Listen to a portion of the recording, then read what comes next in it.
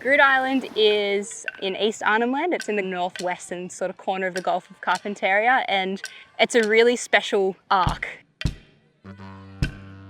We don't have introduced species that the mainland now has, which just means we have this incredible almost time capsule of native flora and fauna that we don't see very much anymore on the mainland.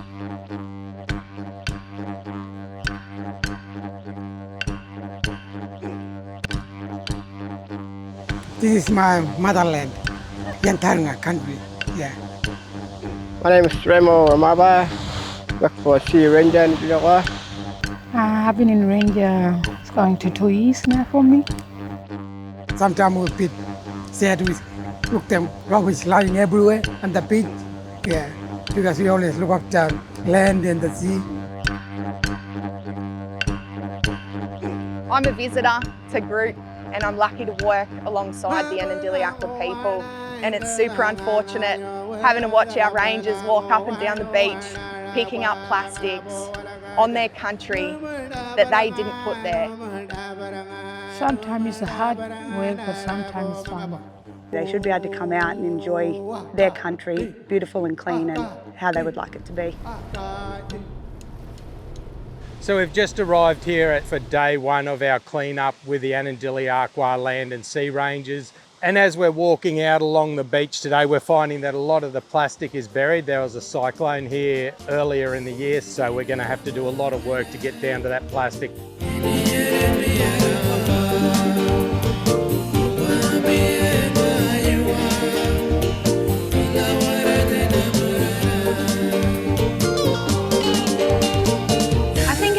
Hard to describe. A lot of people do not know how bad it is up here. Such a roller coaster. It's like you feel good, you feel like you're contributing. It's also incredibly sad that all of this plastic is here. And then just don't expect to see so many things that I use at home, and you know, this potentially could be some of my rubbish from like 20 years ago. It is pretty confronting when you think about it. Too right, Pete. This is Sea Shepherd's third campaign here on Groote. Having Sea Shepherd here allows us to see so much debris removed from these beaches, which gives us the opportunity to get back out into the bush and into the ocean and do more proactive environmental work instead of reactive. Yeah, some of the key challenges with the marine debris and ghost net issue, of course, is the endless tide of it, that sheer volume, which is why we need all the help we can get, which is why I always, you know, rangers and us here as a department are ever grateful for anyone who can get involved. Tyranny of distance, of course, is another mega challenge. Quite often infrastructure restrictions within remote communities can't handle recycling of this level yet, and of course source reduction at the far end. And the data piece is an enormous part of it, part of understanding the extent of the issue, part of understanding the origins of these nets and debris, and also being able to quantify effort, not only at what's gone in from the ranger end, but what might be needed to tackle this issue holistically. So every afternoon when we get back, we collect all the rubbish and then we bring 10% of it back here to the base and we separate it into all different categories, and then we'll go through and we'll count and sort it, log it all down. Really useful data to help people look at different angles that we can tackle plastic pollution.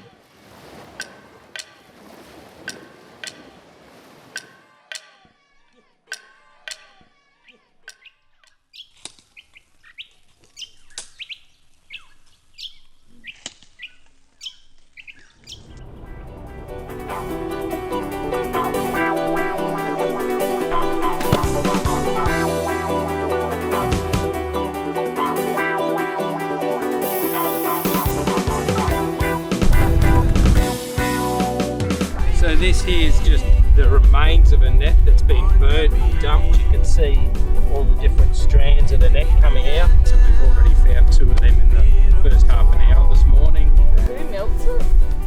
On the ships, so you're done with the net's damaged, you're using an illegal net, you don't want to get caught with it, and get rid of it.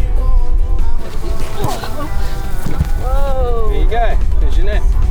So ghost nets are discarded fishing nets that get thrown overboard or caught on reef and cut off fishing vessels.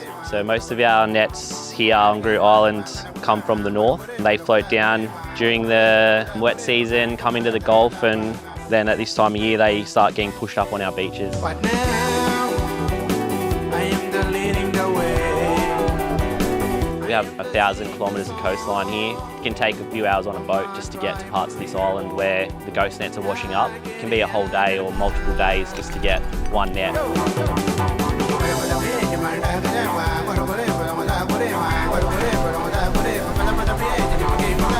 Don't worry about turtle. You got turtle come here, laying eggs. We've got a huge population of sea turtles. We've got green turtles and hawksbills and some of the biggest rookeries in Northern Australia. You do see a lot of nets wash up on the beach that are full of marine life, and it's super unfortunate. And by the time you get to remove those nets and the plastic from the beach, the damage is already done. I think once you see a plastic bottle with like turtle bite marks out of it, you'll probably think twice about buying another plastic bottle. We had the lucky to see one turtle make an egg on the beach, and that was really a satisfaction for us because we work for that, we clean the beach for that. During the past week we removed over 3 tonnes of marine debris working alongside the Anindilyakwa land and sea ranges. This equates to approximately 100,000 items that were removed from the sacred beaches.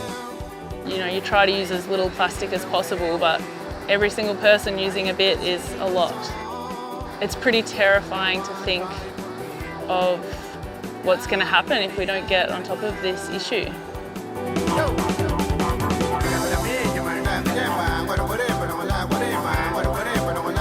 Being here the week and working with the Anindilyakwa land and sea ranges has been a wonderful experience, and I'm in actual awe of the work that they're doing out here. And it's pretty hard for the week, but they're doing this, day in, day out. Well, after nama jaya river pokoknya nama jaba, dan dia menmiklin makadap. Wala bilam area marang nama. Na miklin map mikil marang nama jaya.